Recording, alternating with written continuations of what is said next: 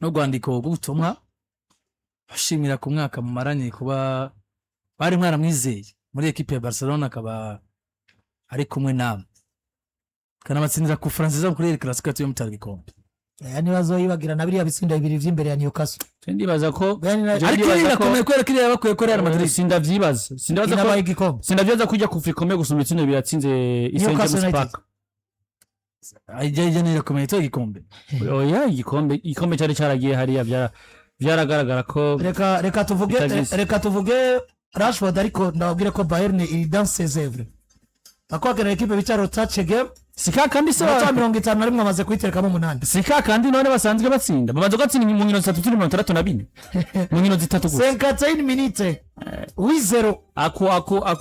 ako niko batangura ko bien 6 8 ibiso kanje babeshi actualiza bageze ko 51 bakagenda hande bona ko bageze ku 51 ngo mbona jembo na 6 Pavlovic bona Pavic na Ibrahimovic witwa Chavez amaze guterekamo double ya Chavez na Ibrahimovic atsinze double none babi mariye muri 8 na Cardozo atsinze double kipe bariko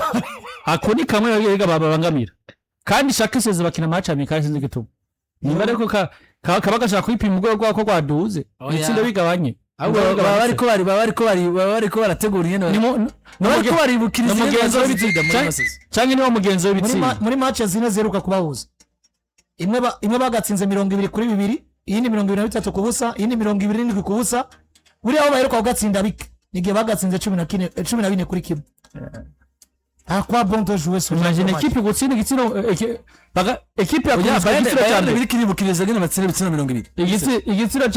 igitsino ca mbere bagitsinze ku munota nasa umusabana Bayern bose ziyeza biza equipe kubusa 8 oya nibibura nase umva bariko baribukiriza shaka muri pre-season twibutse ngana equipe ikibi caka cyo nuko chaque saison karabiri bageze muri 84 muri match bari bamaze gukina muri byo 84 bamaze kongera ko 8 bageze 92 muri match zitanu 92 kuri 3 muri match zitanu twibandanize kwa Marcos Ajoda seze Barcelona jako koko Bayern jemba mfata kubiri kiributse ingene equipe bazitsinda ibitsino hejuru ya muna hejuru ya bitanu bavita kuduza ritme uko nasize nimwe ijana badatsinze bitanu nta ritme ngayo yibitsindo se none ago n'umugenzo ngira w'ibitsindo wewe baza ko Ponferradina mu gatsinda 20 Ponferradina Ponferradina nayize Rashford rero Barcelona yayisezeye anabandikira ugwete bwo kubashimira yes n'ugwete bwo kubashimira nk'uko nabivuze reka kombure tunarusome kugira ngo abadukurikiranye bashobe kwa bumva bimwe mu byo Marcus Rashford yavuze nyuma yuko na Barcelona kuko avuga ati it's over hagati yabo Marcus Rashford yinjiye muri equipe ya Barcelona muri saison ya 2025-26 ni saison turangije yaje kwagira ati abicije ku rubuga rwe rwa Instagram ati je suis très reconnaissant envers tout le monde au club pour avoir rendu mon passage ici une expérience si positive et mémorable ati ndatahura cyane uruhara rwa buri wese muri no mugwi wa FC Barcelona koko kuhaca kuri jewe byabaye expérience iri positive kandi nzo kwama nibuka j'ai apprécié chaque instant et emporterai avec moi de nombreux souvenirs précieux ati narashimye buri bimwe byose nagenda bamo ati kandi kuri jewe bisigaye ari bimwe mu byo nzoza ndibuka muri kahise kanje je souhaite au club et à tous ses supporters la meilleure des chances et tous les succès pour la saison à venir jusqu'à El Barça ati nifuriza ivyiza abafana ba equipe FC Barcelona kubona vyiza ku mugwi wabo muri kazoza ati tugire Barcelona ubwo n'umugabo witwa Marcus Rashford nyuma yuko mbere yuko aja mu gikombe cy'isi wanashima nawe nyene yari yanditse ubutumwa bukomeye cyane akibona ko yabaye convoqué mu gihugu cy'Ubwongereza azoba ari kumwe nabo mu gikombe cy'isi ca 2026 muri Canada, Mexique ndetse na Leta Zunze Amerika. Yanavuze amajambo akomeye ati ndashimira Barcelona, ndashimira Abongereza, nkashimira Aston Villa bo bangiriye icizere igihe atamuntu numwe yangiriye icizere. ashimira Emery Unai ashimira Detanzvik n'umugabo yitwa Thomas Tuchel ngo bamugira icizere hatanu umwe yabona ko ico cizere akimerita birumvikana ko bwari ubutumwa yatanze mbere ko aje mu gikombe c'isi kuko buriya kugira ngo Rashford yisange mu gikombe c'isi yabaye mu ruhara rudasanzwe rwa Aston Villa yakiniye mu gice cya kabiri cya saison 24-25 kuko kiriya gice cya kabiri cyazo cyamugurira imiryango yo kwisanga i Barcelona saison yose nyuma yaho ntiyari kubura no gushimira rero umugwi rwo w'abongereza biciye kuri Thomas Tuchel ubwiwe nawe yamugiriye icizere kidasanzwe aravuga ati urumwe mu bakenye ngomba kwitwaza kuko wari n'umwaka Tuchel yasiriprenye benshi yirengagije ba Trent twabona ko bafite icizere yirengagiza ba Jarrod Bowen yirengagiza ba Jerome Palmer yirengagiza ba Foden ariko aravuga ati hari Marcus Rashford kubwanje negerezwa gukonta ko kandi urabona ko igikombe cyarinze kirangira tubona ngo ku nimero 11 ntavyo kugorana ni Rashford n'umugabo yitwa Anthony Gordon kandi uravye uburyo bagiye baralterna amapase ibitsindo barakoze nta muntu yo kwirengagiza uruhara rwa Marcus Rashford ku gitsindo ca Bukayo Saka muri match ya 3e place imbere y'abafaransa baralterna na Gordon nuko umwe yasohoka ngira ngo ubundi yinjira mugabo igikombe ko match ishoboye Gordon irimo nayo byaramwangira witwa Marcus Rashford handi byanse ko Gordon ko na Marcus Rashford arayinjiye yarahinduye match ya kandi no musi nitwa kwirengagiza ko Petro igikombe cyarangiye tubona ko Gordon afise performance imwe kwati tirere kenshi gashoboka gusumba Rashford mugabo nkuko bivuze hari match wabona Rashford yatanguye akaba mwiza canke hari match Gordon yatanguye bikanga Rashford akaza kuba mwiza bakagenda bartena ariko munareba kurara rudasanzwe kwa Gordon kuri match y'abakongomani assist zibiri kuri ya weekend ukabona ngo ni kimwe mu bintu abantu bazokwama bibuka muri kino gikombe cy'isi kuri Gordon nawe nyene cyabaye igikombe cyaje guprove impamvu Barcelona yashoboye kuba imwe bika nabonye rero abafana abanaka bakinyi bagenzi biwe baharakana na muri equipe Barcelona abatari bake bamugaragarije urukundo pe bona ko ubutumwa yari yashyize kuri Instagram yiwe abatari bake bagiye baramwishura bitwa ba Rafinha ati all the best my brother ukabona ba Pau Kubarsi bitwa ba Filmin Lopez Alejandro Bardem Eric Garcia Xavier Spar n'abandi benshi kona ku ba Gerard Martin ba Ronnie ba Marc Benal ba Ferran Torres ba Daniel Olmo ba Yo Cancelo ukabona ngo Gertz witwa Marcus Rashford ko sezo babanye ari season Cancelo no karabana ino iyi message yandika mushimi wewe yavyanse kwa ara we equipe yamamagaye mu preparation ati sinza muri sinza emera amafaranga Barcelona abana igumye kwa ni mweze na Barca nigire ukazi sezo ya 2026 na yarumwe masatirizi ba Barcelona baje kunizanya bavuye muri equipe ya Manchester United mugabo nyuma yo guca kwa Emery Unai na Aston Villa iyi saison ya mbere Paris Saint-Germain batwaye Champions League mu z'amabaraje nimba niyenze bakinye na equipe ya Aston Villa match retour bakiniye kuri Villa Park hariho rumwe mu ruhara ritme haromero wanashima n'igitsindo yahushije ku munota wa nyuma face à face avec n'umu défenseur wa nyuma aza kubabura yo stability awusha igitsino cyari gutuma no musi twari kuvuga ibindi kuri Paris Saint-Germain ava muri equipe ya Aston Villa hari muri quart de finale hari muri quart de finale retour kwa ko demi finale bakinyana yari quart de finale yari quart de finale igikombe cha UEFA Champions League 24-25 hari muri quart de finale kubera ko demi finale Paris baciye bakina na equipe yitwa Arsenal w'icyem de finale bari batsinze Liverpool yari yarangije amatsinda ari ya mbere muri phase league kubera ko ugiye kura muri kimwe cya 16 gishitsa nyuma cyangwa se match za barrage bari batsinze equipe ya Eric Roy Brest cyangwa se Stade Brest abatari bake muri buka ugirimo muri equipe zagiye Nigeria Ligue des Champions hari muri quart de finale hari quart de finale n'ivyo equipe ya Paris Saint-Germain itsindwa na Aston Villa bitsindo bitatu kuri 2 match yari yabaye Parc des Princes Paris bari batsinze Aston Villa bitatu kuri kimwe ikiba 50 bitano bya Paris aggregate kuri bine bya Aston Villa biboneka ngo uno musore yinjiye wanashima agombowe no Marcus Rashford mugabo aza kwakina match nziza avayo aja muri equipe nako yaratangwa go yinjiye yasotse ku mataba wa 76 avayo aza muri equipe ya Barcelona nyuma yuko habaye ibintu byo kondera abakinyi batandukanye abandi ko Williams n'abandi barabura na Luis Diaz Maranda baramubura bikaboneka ngo Barcelona nivyo yari fisi no kwita makenga kuri ku kazi Rafinha bakoreye sezo ya 2023 ko biri ko ndishobora n'ubundi kwizera kugendera kuri Rafinha cyane ati duteza kongera umusubirizi kandi ivyo Barcelona atinye byarabonetse no sezo kandi hari akirimo nakakana ko kuvuga ngo buriya Rafinha nawe yaduye biharuro ibuke ko Yevori wari umukinyi w'iburyo cyane gusumba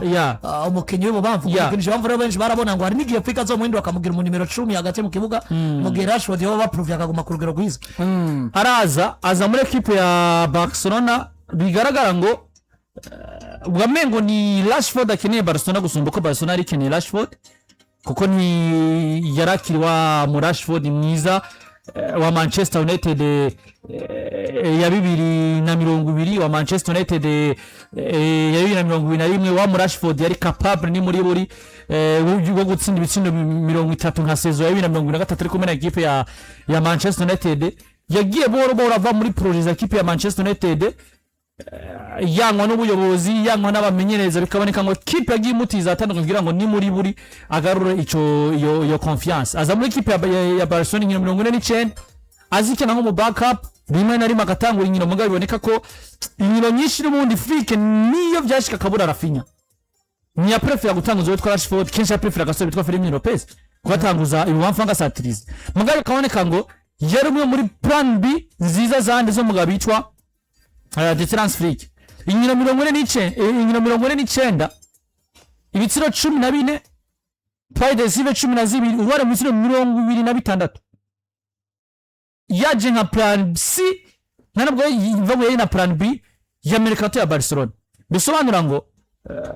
muri byinshi twisanga kenshi no munsi umupira w'amaguru bivanye n'ivyo mwese abakeneye bivanye n'ivyo mwese abashaka gushikako hari igihe statistique tuzihoza hari abakinyi numva uno munsi benshi bategereje kuba bari compense na statistique zabo gusumba ivy'imigwi canke se aho bisanze mu bihembo bo bamva ngo abategura ivyo bihembo canke se imigwi yo yifuza uko no munsi nimba ukiri kurondera mu backup mwiza warafinye canke se nimba uri kurondera umukinnyi ashobora gufasha dufasha ibiharuro statistique nivyo no munsi biri kuvugira wo bita Ferran Torres bako indani muri Barcelona bagifise amakinga yo kwinjira kurekera umukinyi ni muri buri afise contribution mu kintu biranga 40 muri sezo zibiri Rashford uburyo yinjiye profile ngenyo kwa Barcelona nibiharuro mvango nibiharuro yagize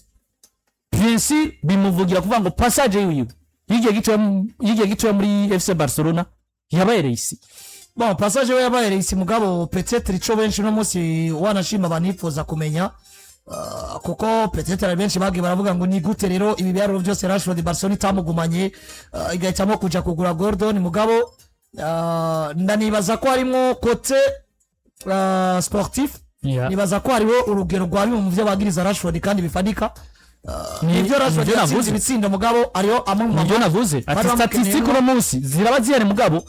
ivyo rero bakwifuzamo ivyo bakora ngo nivyo bo bifuza mu mukinyi nka wewe ugasanga bigushize kurane mu maki kontra ari match peut-être bari biteze Rashford ashaka kuzidebloka bamwe ati wapise umukinyi debloka ma situation atsinda kwera ko equipe ari nziza canke individuellement nta exploit nka Marcus Rashford yaduze muri za 2016 muri Manchester twigeze tubona mugabo kandi ku rundi ruhande harimo ko peut-être abaye gupeza wanashima uburyo equipe yifuza umukinnyi ashobora kuba muri projet long terme kuko uno munsi Rashford arakuze kuri Gordon wanaraba amafaranga miliyoni 30 equipe ya Manchester kirasaba kuri Gordon bari bavuganye warabona ko peut-être bigoye ko Barcelona iziterekeho hama peut-être rero Rashford contrat y'imyaka 3 canke 4 mu gihe baronse Gordon ku miliyoni 70 za bonus ariko buriya ngo bavugana na Newcastle ari amafaranga bazoyariya mu bice bivuze ngo ushobora kwisanga mu miliyoni 80 uzoha equipe yitwa Newcastle United dutanguye saison ndagukubise 20 ziwawe hama panda 4 canke 5 usobana rayejeje kukuria nanabonye harimo na close yuko nko Barcelona cimudandazayo hariho na pourcentage equipe ya Newcastle tegeza kugira gute zigeza kuronka kumera so bayara izo close ziragwiriye mu harimo na mabonus y'ibindi ya performance n'ibindi bigiye bitandukanye rero kabona ngo peut-être Barcelona bashobora kuba privilege kuzana umukinyi akiri mutashobora kuba muri projet long terme gusumba ko Rashford haba ikindi peut-être la division nyota yo gupruva ko il est le meilleur kubera ko uramusi Gordon hariho the challenge ataracamo zomwono na mental kuburyo bakugiyunga nk'ico Rashford ariko kugura musi nemeza ko Rashford n'umukinyi mwiza mugabo yamaze ko epuise mentalement abarojete kwa Manchester abarongozi unimwe yakavugwa amenyereza yaja kwa Aston Villa yashatse kumugura mugabo ukabona ati peut-être aratinya ko kwa Aston Villa bizova bidakunda kurugera bishaka kagapojinga kugira ngo aje Barcelona Barcelona yagiyeyo kandi yakonvense mugabo yisangiye equipe ifise gukonta ibindi bivanye na situation financière irimo ndetse n'uburyo bagomba kubaka projet sportif yabo birangiye urabona ko mentalement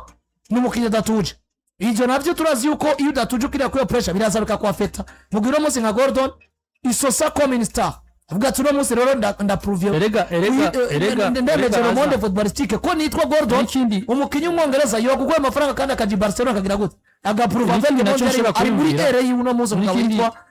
Anthony Gordon niki naco niyo nshobora kuyumvira niki ivyo Marcus Rashford no munsi yo Barcelona byose dufate kuri statistique hari uburyo atoja kuri pressure yo kumva ko nivyo kukinira equipe nkuru hari ico bigusaba mugabo izi statistique birengagije zamujanye mu kikombe cy'isi bisobanura ngo hariho pressure niburi buri nkana gasore kitwa Anthony Gordon uburyo kinjiye muri Barcelona uburyo amafaranga Barcelona yatanze muri transfer icyo no kwita ivyakurikiye ivyavuze rumeur inyuma yo transfer imyaka yiwe projet yisanzemo nivyo equipe musaba kuko no munsi byoshe kuvuga kubwira umukinyi ukamwicara kati akatreve myonda gutumye ibi nibi bindi muga ni muri uyu mukinyi aje ku buntu par exemple kandi biboneka ngo aje akenewe gusumba uko umukenye kuna munsi sinumvira ko wogirira imwe kwinjiza muri projet umukinyi wa 180 bisora ngo urinzi utanga miliyoni 70 ku isoko nuko umukinyi w'umukeneye bago repression no munsi twosanga mu mukinyi nuko yavuze neza na projet avuga ngo agiyemo kuko Jesse niyumvira nivyo twebwe twavuga ivyo twe tubona statistiques tukazijako magabo sinimvira uburyo wo buri capable yo kubona Rashford kumero 30 uri transfer cyangwa suri deco umubona nk'ivyo mukene ukaja gutanga miliyoni 70 na bonus z'imiliyoni 10 kuri Anthony Gordon biragoye kandi deja byakozwe gashika ko akoro avant y'umumenyereza yabanye na Rashford Bible yamwaprecier yagiye namuba hafi kugira ngo Rashford aruganye urugero rwiwe nimba ageze Afrika avuga ati je préfère gutora undi mugata Rashford kandi azimba rero exigence uno munsi Rashford atagishoboye gukorera ko muri equipe ya Barcelona bisobanura ngo rero nico je kenshi niyumvira nkahagara nkavuga ngo ese ko hariho bamwe bavuga ati nivyo Rashford ashobora kuba yaragize ivyo biharuro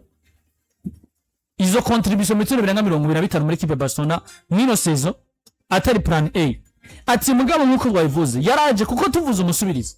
wo mukinyi runaka nicyo ko yavugira umugabo niki no musi kitaro kiravuga iki gituma Barcelona yumva iri aleze kurekura muri preza umwana kiri muto bitwa Rooney Badge yinjiye mu buto bw'uwo none umusubizi wa Lamine Yamal mugabo eski arabusanze Lamine Yamal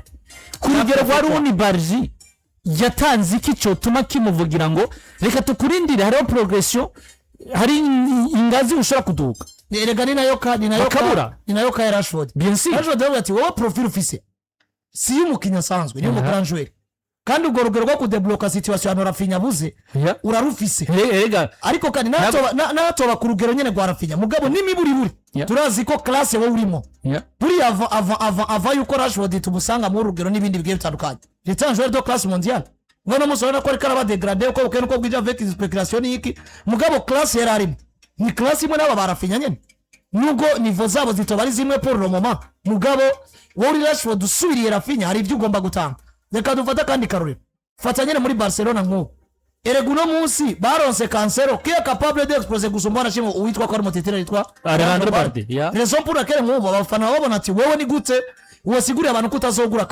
Cancelo gushaka ico ni kimwe ariko kandi yatweretse ngo ni namwiza na comparison igikenewe hagati we na Balde nubwo twaba imyaka myinshi twamuronka byoroshe ku mafaranga make akabera explosion naho yo imyaka 2 gura Cancelo utamuguze na Sigura mugabo no munsi turese no munsi Cancelo ivyo yahaye Barcelona avec des conditions ni concurrence uburyo Cancelo inje kwa Barcelona n'uburyo Rashford inje kwa Barcelona ni uburyo bumwe bose banswe n'abamenyereza n'imigwi ko Cancelo hariya kwa Hilal ntabwo yari mukere za Simone Inzaghi aza kwa Barcelona munizanyo Rashford uko nyene bigaragara ngo projet z'abamenyereza n'umugwa Manchester United ubwawo vyagaragara ko nubundi ari miyo sanse ya Cancelo mugabo ikintu cyahabaye rero Cancelo cyaba mwiza gusumba abakinya asanze kwa Barcelona nicyo gituma uno munsi kanso ashaka kwicara yari akavuga ngo no ndahaguma nako sinza kwa Hilal hari ibyo nahe Barcelona byo ishira yone kuri pressure gusumba uko je noja kuri pressure hari na message kwa Barcelona hari na message natanze erega Sezieze umenyereza mu bara message bamwe mu bakinyi bakiniye equipe atarabayo peut-être bafitane amasezerano yo kuzobagura mu bakonveze nibaza ko message cancel office itanuka iyo Rashford afise cyane rero bisobanura ngo rero atante y'umugwi rero kuko je niyumvira